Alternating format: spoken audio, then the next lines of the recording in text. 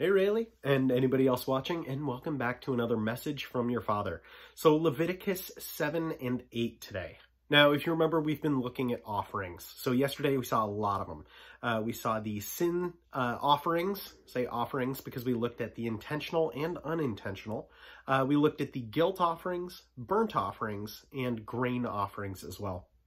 So today, more on guilt offerings. And then also fellowship offerings. We're also going to take a look at the priest's share. So what do the priests, I was going to say take away, but what are they allotted? What is their share from some of these offerings?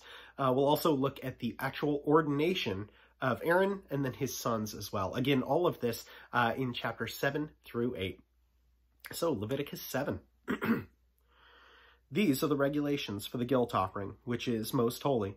The guilt offering is to be slaughtered in the place where the burnt offering is slaughtered, and its blood is to be sprinkled against the altar on all sides. All its fat shall be offered, the fat tail and the fat that covers the inner parts, both the kidneys with the fat on them near the loins, and the covering of the liver, which is to be removed with the kidneys. The priest shall burn them on the altar as an offering made to the Lord by fire. It is a guilt offering. Any male in a priest's family may eat it, but it must be eaten in a holy place. It is most holy. The same law applies to both sin offering and the guilt offering. They belong to the priest who makes atonement with them. The priest who offers a burnt offering for anyone may keep its hide for himself. Every grain offering baked in an oven or cooked in a pan or on a griddle belongs to the priest who offers it, and every grain offering, whether mixed with oil or dry, belongs equally to all the sons of Aaron. These are the regulations for the fellowship offering a person may present to the Lord. If he offers it as an expression of thankfulness, then along with this thank offering, he is to offer cakes of bread made without yeast, and mixed with oil, wafers made without yeast and spread with oil, and cakes of fine flour, well kneaded and mixed with oil. Along with this fellowship offering of thanksgiving, he is to present an offering with cakes of bread made with yeast. He is to bring one of each kind as an offering, a contribution to the Lord. It belongs to the priest who sprinkles blood of the fellowship offerings. The meat of his fellowship offering of thanksgiving must be eaten on the day it is offered. He must leave none of it till morning. If, however, his offering is the result of a vow, or is a free will offering, the sacrifice shall be eaten on the day he offers it, but anything left over may be eaten on the next day. Any meat of the sacrifice left over till the third day must be burned up. If any meat of the fellowship offering is eaten on the third day, it will not be accepted. It will not be credited to the one who offered it, for it is impure. The person who eats any of it will be held responsible. Meat that touches anything ceremonially unclean must not be eaten. It must be burned up. As for other meat, anyone ceremonially clean may eat it. But if anyone who is unclean eats any meat of the fellowship offering belonging to the Lord, that person must be cut off from his people. If anyone touches something unclean, whether human uncleanliness or unclean animal or any unclean detestable thing, then eats any of the meat of the fellowship offering belonging to the Lord, that person must be cut off from his people. Excuse me. The Lord said to Moses, "Say to the Israelites, do not eat any of the fat of the cattle, sheep, or goats. The fat of an animal found dead or torn by wild animals may be used for any other purpose, but you must not eat it. Anyone who eats the fat of an animal from which an offering by fire may be made to the Lord must be cut off from his people. And wherever you live, you must not eat the blood of any bird or animal. If anyone eats the blood, that person must be cut off from his people." The Lord said to Moses, "Say to the Israelites, anyone who brings a fellowship offering to the Lord is to bring part of it as his sacrifice to the Lord. With his own hands he is to bring the offering made to the Lord by fire. He is to bring the fat together with the breast and wave the breast before the Lord as a wave offering. The priest shall burn the fat on the altar, but the breast belongs to Aaron and his sons. You are to give the right thigh of your fellowship offerings to the priest as a contribution.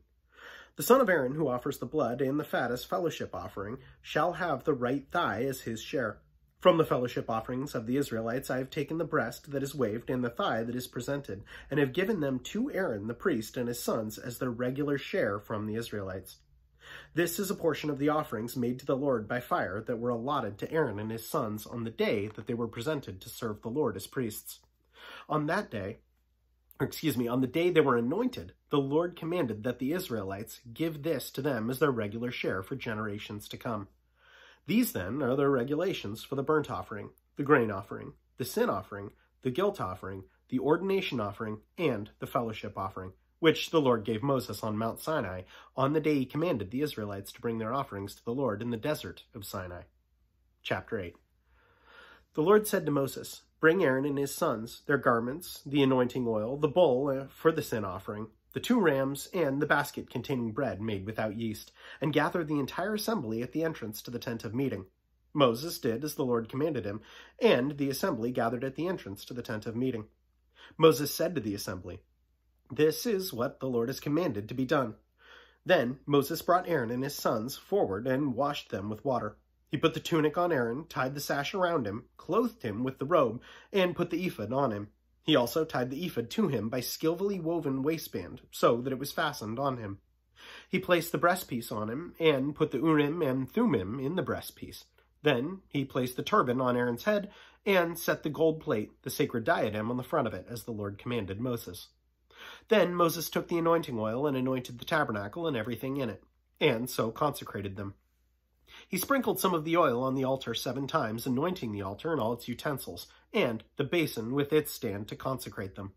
He poured some of the anointing oil on Aaron's head and anointed him to consecrate him.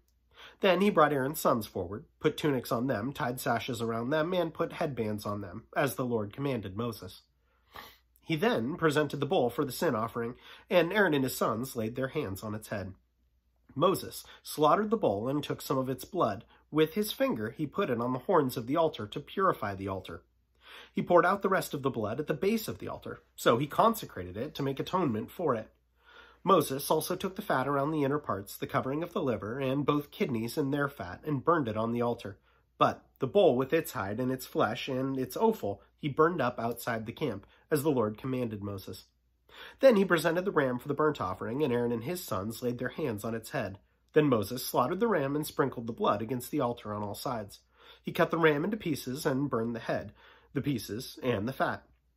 He washed the inner parts and the legs with water and burned the whole ram on the altar as a burnt offering, a pleasing aroma, an offering made to the Lord by fire, as the Lord commanded Moses. He then presented the other ram, the ram for ordination, and Aaron and his sons laid their hands on its head. Moses slaughtered the ram and took some of its blood and put it on the lobe of Aaron's right ear, on the thumb of his right hand, and on the big toe of his right foot. Moses also brought Aaron's sons forward and put some of their blood on the lobes of their right ears, on the thumbs of their right hands, and on the big toes of their right feet. Then he sprinkled blood against the altar on all sides. He took the fat tail, and the fat around the inner parts, the covering of the liver, both kidneys and their fat, and the right thigh.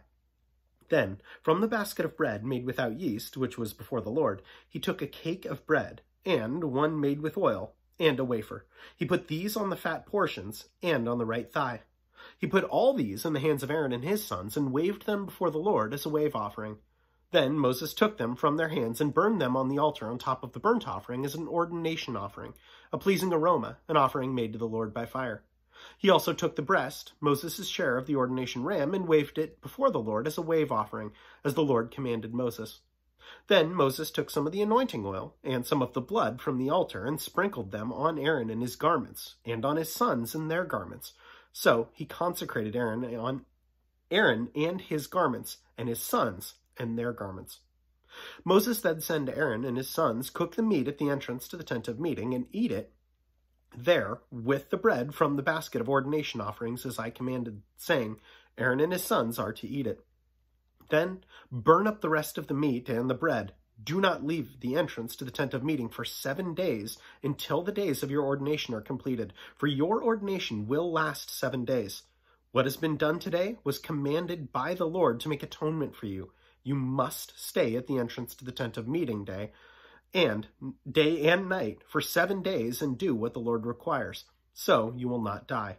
For this is what I have been commanded." So Aaron and his sons did everything the Lord commanded through Moses. So when looking at all these offerings and everything that Moses is required to do and Aaron and his sons are required to do, and even all the Israelites that they're required to do.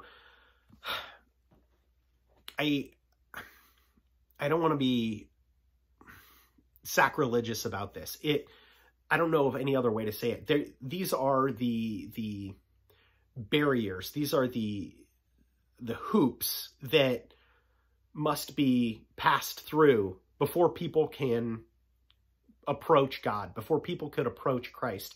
And before people could approach God, all of this needed to be done exactly as it said, exactly as Moses was commanded. And my prayer for you, Rayleigh, is that you recognize that, recognize what's required to come before a holy God. And if it weren't for Jesus, all of this would still absolutely be required. So recognize that barrier is very large, or it used to be under the old covenant, and that what we have now is so much greater, infinitely greater. We have a better covenant with a perfect high priest who meets all of these qualifications. And because of that, we can come directly to God. We don't need an intercessor on our behalf besides Jesus. We only need Jesus. So just recognize what was required and what is required now. That's my prayer for you. Anyway, know that I love you so much and I'm praying for you, and anyone else watching, know that I appreciate you so much as well. All right, see you next time, friends.